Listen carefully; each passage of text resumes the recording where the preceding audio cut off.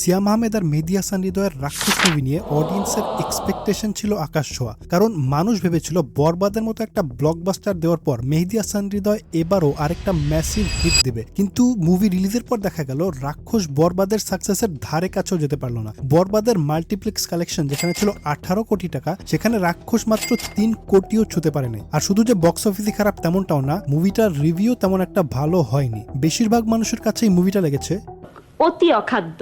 কিন্তু প্রশ্নটা হলো কেন? বরবাদ আর রাক্ষস একই ভাইবের সিনেমা হওয়ার পরেও বরবাদ যেখানে ইন্ডাস্ট্রি হিট একটা সিনেমা হয়ে গেল, সেখানে রাক্ষস কেন সেটা করতে পারলো না? চলুন আজকের ভিডিওতে আমরা সেটাই জানার চেষ্টা করি। চলুন আজকে দেখি রাক্ষস কেন বরবাদের মতো সাকসেসফুল হইতে পারলো না। আপনারা দেখছেন সিনেমিক্স, চলুন শুরু করি। রাক্ষসের প্রথম সমস্যার আমি নাম দিয়েছি অ্যানিমেল সিনড্রোম। কারণ ডিরেক্টর মেহেদী হাসান হৃদয় হয়তো ভাবছে অ্যানিমেলের মুভির যে থিম সেটাই একটু এদিক ওদিক করে কোন রকম একটা কাহিনী লিখে মুভি বানালেই হয়তো,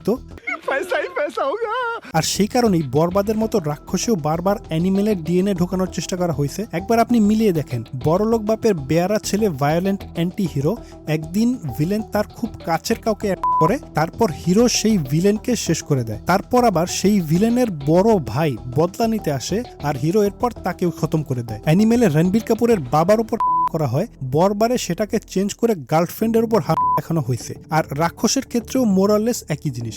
বরবাদের ক্ষেত্রে অন্তত কিছুটা পরিবর্তন ছিল, কিন্তু রাক্ষসের সেইটুকুও নাই। অ্যানিমেলের মতোই হিরো সেকেন্ডারি ভিলেনকে শেষ করে তারপর তার বড় ভাই এন্ট্রি নেয়। শুধু পার্থক্য হলো অ্যানিমেল মুভিতে যে এয়ারপোর্ট ফাইট সিনটা ছিল সেটা রাখা হয়েছিল মুভির শেষে, আর রাক্ষসে সেটা রাখা হয়েছে মুভির ইন্টারভেলে, তাও বড় ভাইয়ের সাথে না, ছোট ভাইয়ের সাথে। এমনকি মুভির শেষে হিরোর চেহারারই আরেকজনকে দেখিয়ে সিকুয়েল অ্যানাউন্সমেন্টের বিষয়টাও ছাড়ে নাই মেহেদী হাসান হৃদয়। এখন আমি বলতেছি না যে রাক্ষস একটা শর্ট টু শর্ট অ্যানিমেল থেকে কপি করা মুভি, অবশ্যই মুভির পুরো যে কাহিনীটা সেটা অ্যানিমেল থেকে একেবারেই ভিন্ন। কিন্তু আপনি একবার চিন্তা করেন, এয়ারপোর্টের ফাইট সিন, বাপের কোম্পানিতে গিয়ে ভাষণ দেওয়া, machine gun made in Bangladesh, alpha male নিয়ে কথাবার্তা, 100% made in India. This is made in Bangladesh. এসব দেখে ক্লিয়ারলি বোঝা যায় ইন্সপিরেশনটা কোথা থেকে এসেছে। এখন অনেকেই বলবে এইসব জিনিস তো অনেক মুভিতেই দেখানো হয়েছে, তাহলে রাক্ষসে দেখালে সেইটা কিভাবে কপি হয়? তাদেরকে আমি বলবো হ্যাঁ, একটা র্যান্ডম সিন, যেমন ধরেন ছেলে বাবার কোম্পানিতে যাবে এবং ভাষণ দেবে, সেটা খুব একটা ইউনিক কোনো জিনিস না যে আর কারো মাথায় এটা আসতে পারে না। কিন্তু রাক্ষসের ক্ষেত্রে প্রবলেম হচ্ছে এখানে অ্যানিমেলের একটা না কয়েকটা সিনের মিল আছে, সেই সাথে পুরো মুভির যে থিমটা সেটাও কিন্তু পুরোপুরি অ্যানিমেল থেকে ইন্সপায়ার্ড। আর অ্যানিমেল মাত্র কয়েক বছর আগে আসা একটা মুভি যেটা 100% মেহেদী হাসান হৃদয় দেখেছে। আর ওনার রাক্ষস মুভি, এমনকি বরবাদ মুভি দেখলেও বোঝা যায় যে অ্যানিমেলেরই কিছু ভাইরাল মেমোরেবল সিন নিয়ে একটা নতুন গল্পের গায়ে সেটা শুধু জুড়ে দেওয়া হয়েছে। মানে ওনার নিজের মাস এবং আইকনিক সিন তৈরি করার ক্ষমতা নাই, তাই আরেক মুভি থেকে ধার করে নেওয়া হয়েছে সেইগুলো। বরবাদের ক্ষেত্রে মানুষ সেটা মেনে নিয়েছিল কারণ সেটা প্রথমবার ছিল, আর সেই সাথে মুভিটাতে ছিল শাকিব খান। কিন্তু আপনি যদি একই জিনিস বারবার মানুষকে খাওয়ানোর চেষ্টা করেন তাহলে সেটা প্রতিবার কাজ করবে না। রায়হান রাফির তুফান মুভিটা নিয়ে একবার চিন্তা করেন, সেটাও কিন্তু কেজিএফ থেকে কিছুটা হলেও ইন্সপায়ার্ড ছিল, যেটা রায়হান রাফি নিজেই বলেছে। কিন্তু তুফান ইন্ডাস্ট্রি হিট হওয়ার পরেও রায়হান রাফি কিন্তু একই জিনিস নিয়ে পড়ে থাকেন নাই, একই মুভি আর বানান নাই। ওনার পরের দুইটা মুভি তুফান থেকে একেবারে ভিন্ন। এবার আসি দ্বিতীয় সমস্যার দিকে, সেটা হচ্ছে সিয়াম আহমেদ নিজেই। সিয়াম আহমেদের এই মুভিতে সব থেকে বড় সমস্যা হচ্ছে এই ক্যারেক্টারের জন্য যে ভারী রাগী আর ভয়ঙ্কর একটা ভয়েস দরকার ছিল, সেটা ওনার মধ্যে একদমই নাই। একদম জায়গার উপরে খায় দিব। তুই কারে নিয়ে কথা বললি? ওনার রাগের দৃশ্য দেখলে মনে হয় উনি অ্যাক্টিং করতেছেন না, বরং জোর করে গলার আওয়াজ মোটা করার চেষ্টা করতেছেন। সবার মুখ বন্ধ থাকবে, কান খোলা থাকবে। আমার উচিত ছিল ওর পেনিস গোড়া থেকে কেটে দেয়া।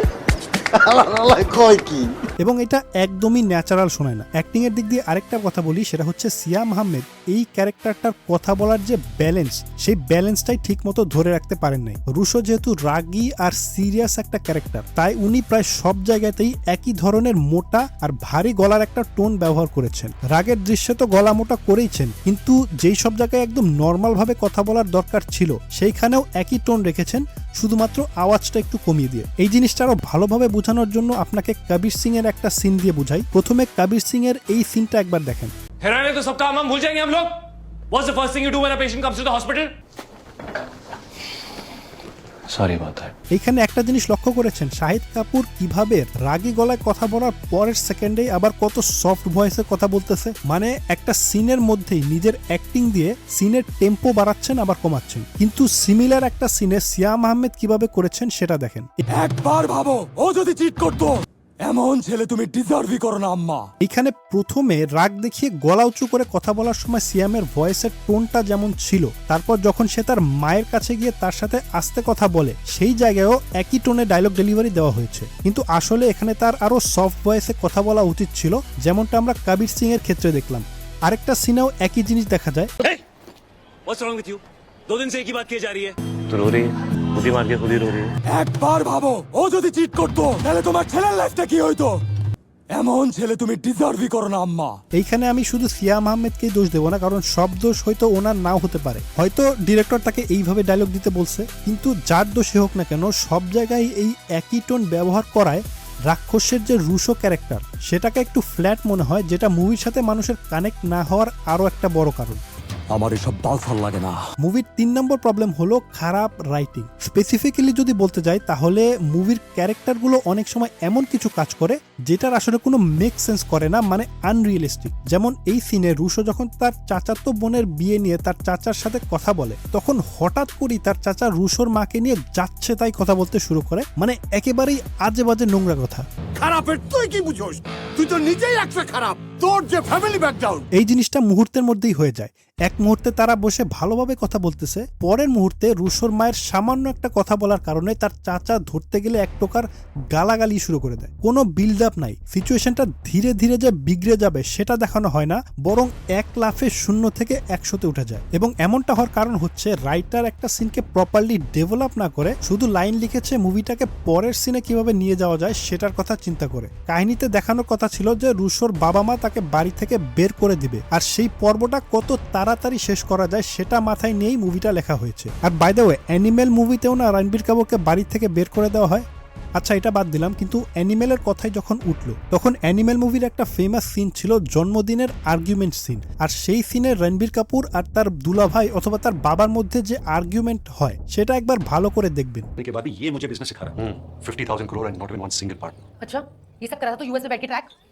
ट्रैक का क्या मतलब? কিভাবে ধীরে ধীরে ঝগড়ার মাত্রা বাড়ানো হয়েছে। রাক্ষসের মতো একবারে একটা কথা বলার সাথে সাথে ওয়ার্ল্ড ওয়ার 3 শুরু করে দেওয়া হয়নি। এখানে ছোট্ট একটা জিনিস আমি অ্যাড করি, যেটা খুব বড় কিছু না, কিন্তু না বলে আর থাকতে পারলাম না। সেটা হচ্ছে মুভির শুরুতে সিয়াম যখন জেলের মধ্যে কয়েদিদেরকে M249 স মেশিন গান সম্পর্কে ক্লাস নিতে থাকে, তখন সিয়াম জিজ্ঞেস করে এই মেশিন গান দিয়ে কত দূরে গুলি করা যায়। তখন একজন বলে ওঠে 700 থেকে 3600 মিলিমিটার। মিলিটে কয় রাউন্ড গুলি করতে পারে? 1 মিনিটে 100 রাউন্ড গুলি বাইরাই ওস্তাদ। আর এইটা মুভিতে এমন ভাবে দেখানো হয়েছে যে এটাই হচ্ছে সঠিক উত্তর। কিন্তু প্রবলেম হলো এই গানের আসল দূরত্ব হচ্ছে 3600 মিটার, 3600 মিলিমিটার না। এখন এটা কি স্ক্রিপ্টেই ভুল ছিল নাকি ডায়লগ বলার সময় মিটারের জায়গায় মিলিমিটার বলে দিছে আমি জানি না, কিন্তু 3600 মিলিমিটার মানে হচ্ছে 3.6 মিটার, অর্থাৎ মাত্র 12 ফিট।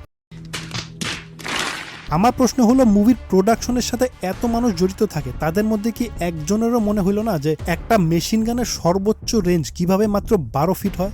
না বেটা, এটা হইলো বেটা। ডোন্ট ওয়ারি, ক্লাইম্যাক্স এখনো বাকি।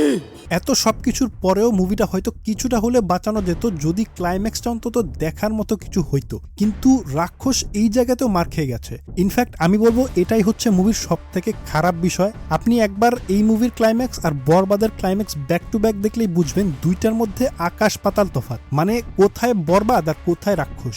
বরবাদ মুভির সব থেকে ভালো অংশই ছিল মুভির ক্লাইম্যাক্স। শাকিব খানের একটা ভয়ঙ্কর লুকে হেলিকপ্টারে উঠা থেকে শুরু করে ফাইট কোরিওগ্রাফি, তারপর ফাইট চলাকালীন ব্যাকগ্রাউন্ডের নিঃশ্বাস গান, সব মিলিয়ে একটা মেমোরেবল ক্লাইম্যাক্স ছিল বরবাদের, যেখানে এই মুভির ক্লাইম্যাক্সের ফাইট কোরিওগ্রাফি, সিনেমাটোগ্রাফি, ব্যাকগ্রাউন্ড গান, মানে ওভারঅল সেটআপ আরেকজনের সাথে সুখের সংসার করবি। সবকিছুতেই রাক্ষস বরবাদের তুলনায় বেশ বড় একটা ডাউনগ্রেড। আশা করি মেহেদী হাসান হৃদয় রাক্ষসের ফেলিয়র থেকে শিক্ষা নেবেন আর ওনার এর পরের মুভি আরো ভালো হবে। দেখা যাক উনি কি রাক্ষসের থেকে সঠিক শিক্ষা নেন নাকি এর পরের মুভিতে আরো বেশি করে অ্যানিমেল ঢোকান। আর আপনাদের যদি এই ভিডিও ভালো লাগে আর এরকম ভিডিও আরো পেতে চান তাহলে চ্যানেলে সাবস্ক্রাইব করে কমেন্টে জানান এরপরে আমি কোন মুভি নিয়ে ভিডিও বানাবো। আর আপনাদের সাথে আমার দেখা হচ্ছে পরের ভিডিওতে।